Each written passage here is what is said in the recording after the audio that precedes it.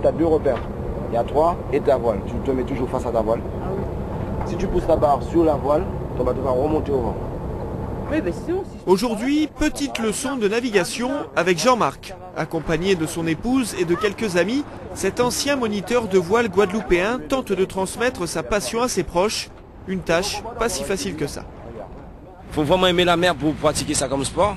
Souvent on est malade en mer et on a remarqué en général que les Antillais sont assez... n'arrivent pas à supporter la mer, quoi. On va dire ça comme ça. Les Guadeloupéens ne sont pas naturellement attirés par les loisirs nautiques. Pour eux, donc, traditionnellement c'est plutôt le monde de la pêche et la mer c'est plus un espace de travail et aussi un danger plutôt qu'un espace de loisirs. Mais la peur de l'océan n'est pas la seule explication. Ici en Guadeloupe, on pratique surtout la voile traditionnelle. Les grandes régates locales comme la Triskel Cup sont pour l'instant des rendez-vous métropolitains. Mais peu à peu, les Antillais font leur trou et sont chaque année plus nombreux. Bon, j'ai l'habitude de faire du traditionnel. La voile traditionnelle, mais pas sur un habitable. Non, c'est la première fois. Ici, là c'est plus tranquille. La voile traditionnelle, c'est plus sportif, c'est plus speed, c'est pas pareil, c'est du tout pas pareil. Je dirais qu'à la fois sur cette épreuve où il y a de plus en plus de bateaux et aussi j'ai moi-même participé autour de la Guadeloupe en voile traditionnelle et on sent effectivement un regain d'activité, d'envie en fait sur la voile effectivement. Il y a quelques années c'était pas trop leur truc mais maintenant ça devient. Puis la nouvelle génération aussi s'y met donc on prend le plaisir de la voile. C'est vrai que le canot traditionnel, ça a permis de mettre le Guadeloupéen sur l'eau. Et puis aujourd'hui, à l'image de Harry Mariette qui est à bord du bateau et d'autres qui viennent du canot traditionnel, ils ont envie de se lancer sur d'autres types de machines. Et ça fait des mélanges très intéressants parce que le physique il est là, la compréhension du plan d'eau aussi. Et puis forcément ce sont des bons marins, donc il faut leur donner leur chance aussi. Des Guadeloupéens plus enthousiastes et des pouvoirs publics qui suivent le mouvement. La région, le comité du tourisme soutiennent les événements voiles comme la Triskel Cup ou bien sûr la route du Rhum.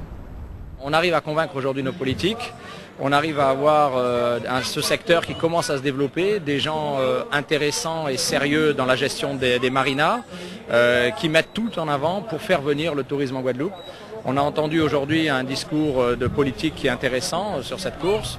Et puis une collaboration avec les îles d'à côté qui doit être meilleure pour permettre justement des échanges. Autre phénomène contribuant au développement de l'activité, l'arrivée de sponsors locaux qui investissent dans la voile. Maurice est restaurateur sur la marina de Bas-du-Fort. Il a décidé de financer un équipage 100% féminin et 100% guadeloupéen. Autant moins que les trois quarts de l'équipage, on est en plein apprentissage. Moi parce que je connais pas la voile et les filles parce que sur les 10, il n'y en a que 3 qui connaissent les régates.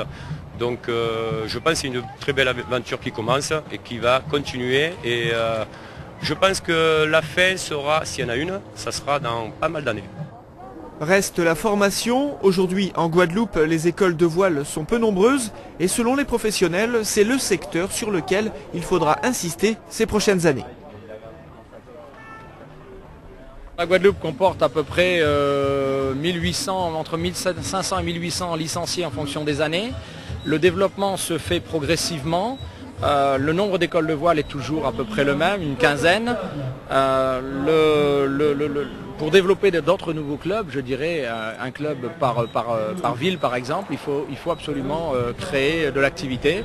Et je le répète encore, cette activité elle sera créée d'abord dans un premier vivier qui est le scolaire, à la voile l'école, comme on l'a en Bretagne, comme on l'a dans le sud de la France. Surtout qu'on est sur un plan d'eau qui le permet.